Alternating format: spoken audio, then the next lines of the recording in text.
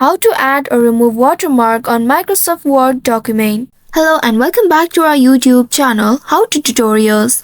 In today's video, I'm going to show you how you can add or remove a watermark in Microsoft Word. To do so, first of all, you will need to open your Microsoft Word. Here, open your document where you'd like to add the watermark. Once you open it, here at the top, you'll be able to see different tabs. Click on this Design tab, and then once you open it, here at the top right you'll be able to locate the watermark option. Simply click on it, and now from here choose a predefined watermark or select the custom watermark option at the bottom to create your own. And if you are creating a text watermark, you will need to enter a desired text and customize the font. And for a picture watermark, select an image from your device. Here I'm going to use this predefined watermark, so I'm selecting one of them. Simply double click on it, and then you will be able to see you have added watermark on your Word document. Now to remove watermark from your document, you will need to first open the document where you have added the watermark, and once you open it, here again click on the design option at the top left, and from here click on this watermark option. After that, here in this pop-up you will be able to locate remove watermark at the bottom.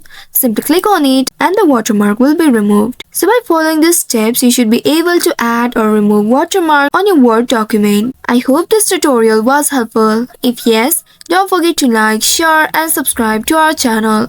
Also hit that bell icon to never miss any updates from us. Thank you for watching.